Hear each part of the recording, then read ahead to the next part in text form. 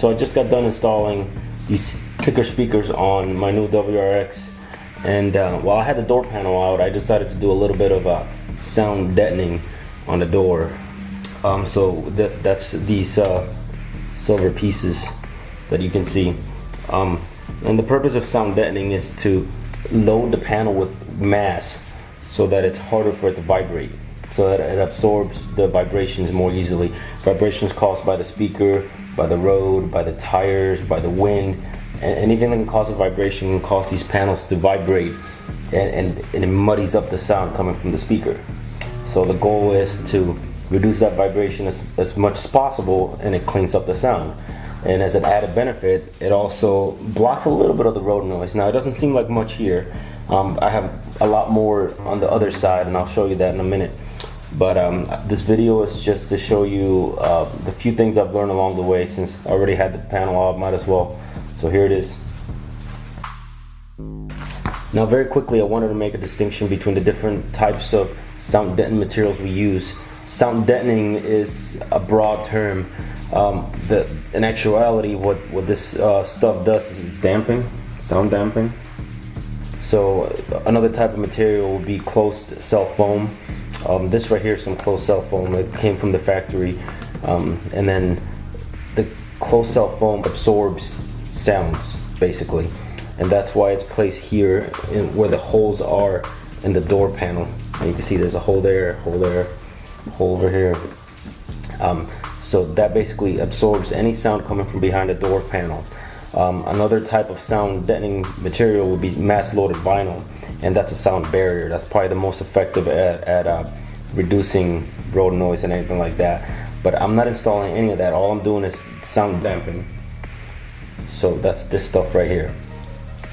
So just wanted to make that clear.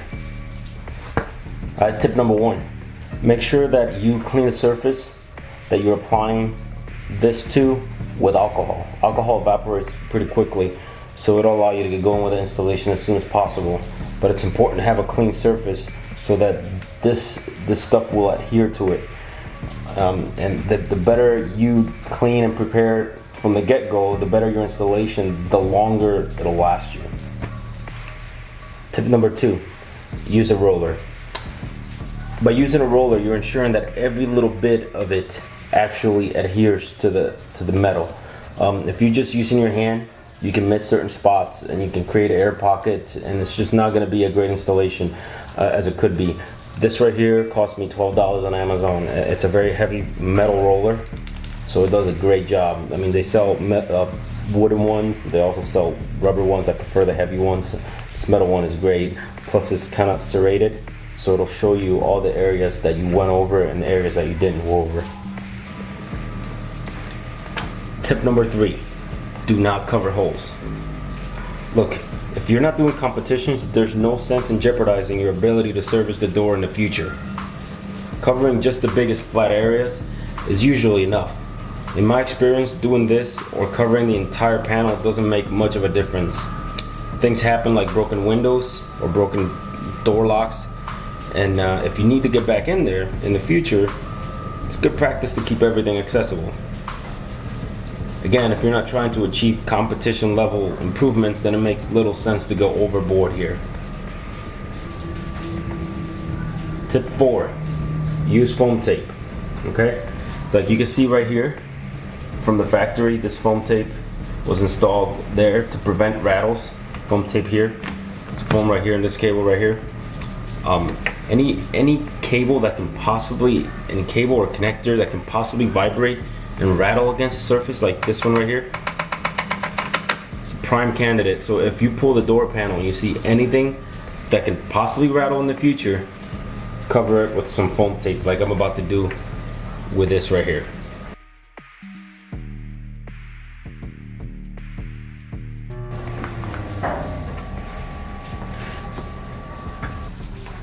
Tip number 5, mind your location.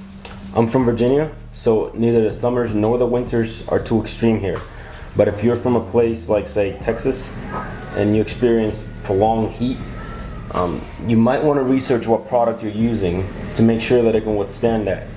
Now, I say that because there's a divide especially on YouTube, you can look it up about products like Peel and Seal. This is Peel and Seal right here. The reason why I use it is because I've used it in the past, and I had it in my last car for 6 years. 6 years, and on the 6th year, it looked exactly like the day that I installed it. So I have absolutely no problems using it. But that being said, I also installed it properly. I used the roller. I cleaned the surface before. I don't know how people are doing their installations. Maybe they're doing crappy installations and that's why their stuff is falling off after a year or whatever.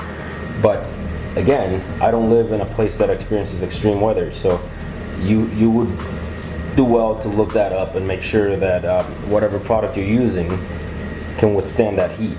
Now, this Peel and Seal cost me $16, and I did all 4 doors with $16. You just can't beat that. And knowing that I'm not gonna have a problem, why not? Why pay $200-300 when I can pay $16 for the exact same thing? I have not found a difference yet. So that's it. Just wanted to pass on these few things that I've learned along the way. Nothing out of the world here. This is just mostly common sense, but you know, if you're just starting out and you need a place to start, this is a good place to start. From here, we move on to closed cell foam and mass loaded vinyl, and that gets a little bit more exciting. But let me know in the comment section below if you've used Peel and Seal and you haven't had a pleasant experience with it. I want to hear. Thanks for watching and take care.